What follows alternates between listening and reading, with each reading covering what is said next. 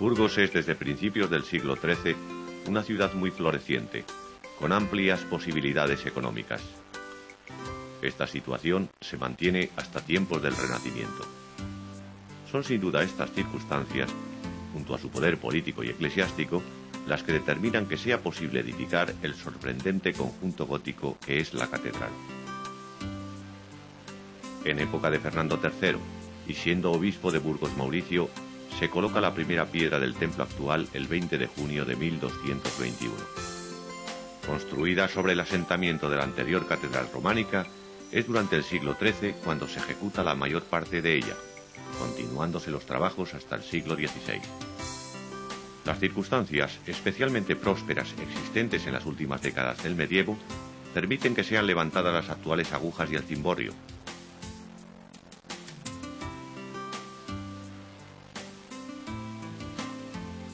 Estas maravillosas agujas, de sección octogonal, son sin duda un desafío a los elementos y se asientan sobre las torres ya existentes que son de planta cuadrada. Los calados que componen cada uno de sus niveles son diferentes en su tracería y producen una sorprendente sensación de ligereza que contrasta con la realidad de su peso. Ambas están rematadas por una balconada y unos pináculos que en su tiempo estaban coronados por estatuas de San Pedro y San Pablo y que por razones quizá de seguridad fueron eliminadas.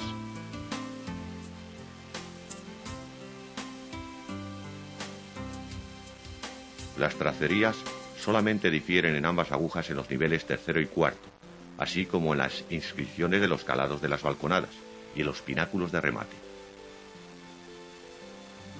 Desde su construcción, por diversas razones, se producen en ellas desperfectos de diversa magnitud. Entre los años 1927 y 1930, Apraiz construye en su interior la estructura metálica que se observa en esta sección. Existen unos nervios paralelos a las aristas que recorren interiormente la pirámide de arriba a abajo. Estos nervios quedan conectados entre sí mediante anillos de rigidez externa y a través de nervios radiales con una segunda familia de anillos de rigidez internos. Estos últimos se unen en puntos aislados a la escalera de caracol que completa el conjunto.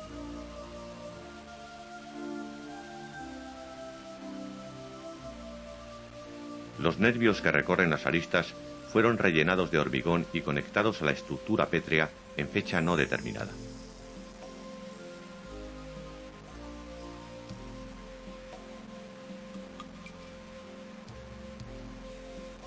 El tiempo y los elementos han sido extremadamente crueles con esta estructura metálica, cuyo deterioro y corrosión se aprecia con detalle en las imágenes siguientes.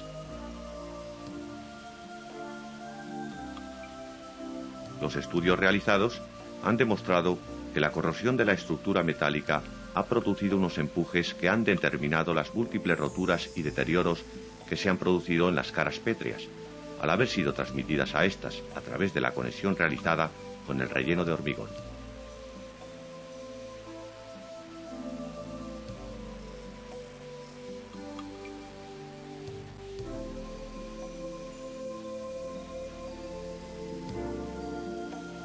En este gráfico animado se puede ver el interior de una aguja y en color negro las estructuras metálicas existentes. La escalera de caracol tiene conexión con el sistema a través de los anillos de rigidez interiores. En tono gris se observa el relleno de hormigón que conecta la estructura metálica con las caras pétreas. Las flechas indican el sentido de los empujes sobre la estructura de piedra. Como consecuencia de este, se producen las roturas y fisuraciones. Aunque se haya señalado esta corrosión como causa determinante del daño, otros factores, como las variaciones térmicas, la acción del agua y el viento, han sido agentes coadyuvantes en este proceso de deterioro, bien de forma individual o por la actuación conjunta de todos ellos. Las imágenes ilustran una buena muestra de todo tipo de patologías.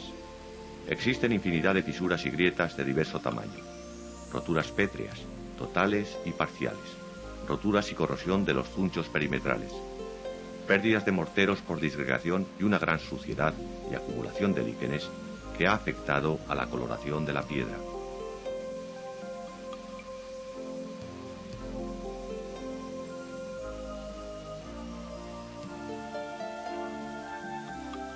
En el interior de las agujas, los males se repiten y se observa además la aplicación en tiempos pasados de morteros de cemento para reparaciones totalmente inadecuados, según los criterios y conocimientos actuales.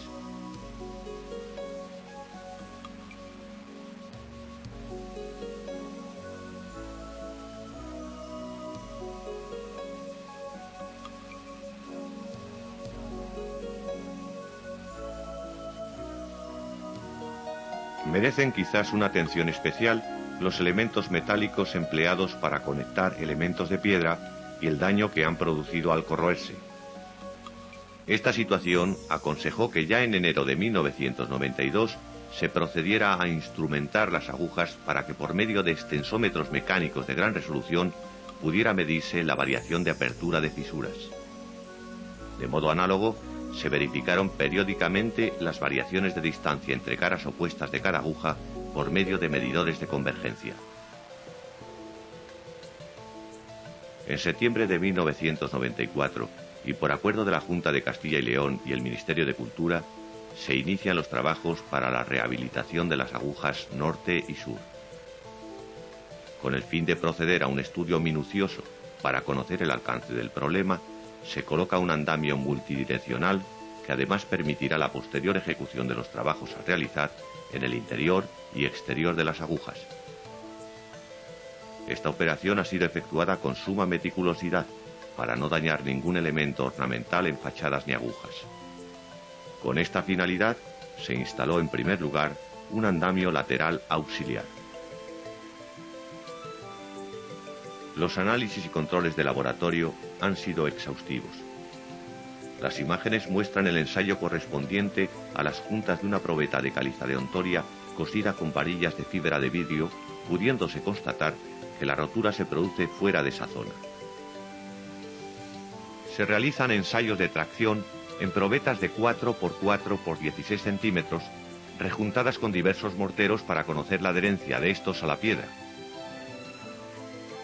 También se efectuaron ensayos enfocados a comprobar el proceso de envejecimiento acelerado en condiciones de hielo-deshielo, así como el producido por ciclos de humedad-sequedad.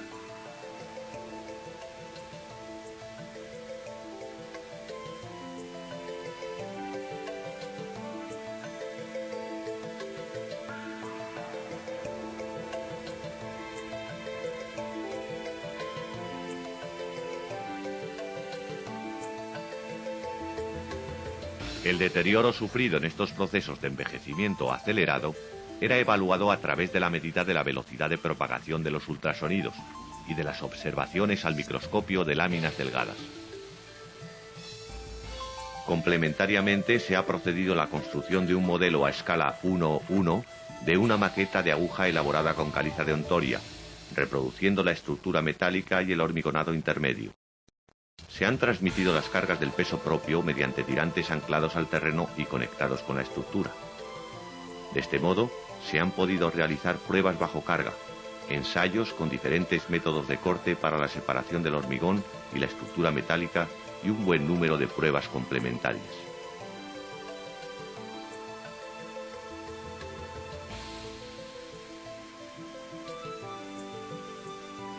Con los datos obtenidos durante las campañas de información, se han podido simular, gracias al empleo de la informática, modelos del comportamiento estructural frente a la acción del viento, frente a diferencias de temperatura entre estructura metálica y piedra o frente a los empujes originados por la corrosión.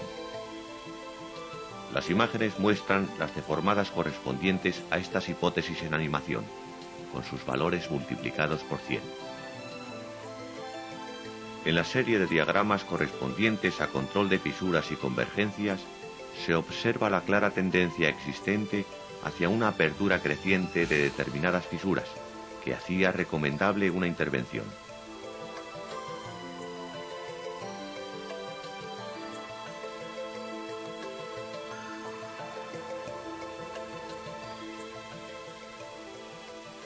La colocación de los andamios en la fachada principal ha servido para la inspección y estudio de la misma, así como protección ante posibles desprendimientos puntuales de los elementos ornamentales existentes. La colocación del complejo sistema de andamios ha terminado. Las dificultades debido a la altura, naturaleza del edificio y elementos meteorológicos adversos han sido considerables. Con el fin de no comunicar esfuerzos extraños a la estructura de las agujas, solamente han sido apoyados en la base, arriostándose por el interior consigo mismos. Ha llegado el momento de resolver las patologías con la aplicación de los tratamientos correctores. Estos se inician con una laboriosa limpieza manual de toda la piedra con cepillos de cerdas vegetales. Las imágenes de su estado inicial y final prueban su nula agresividad sobre la piedra.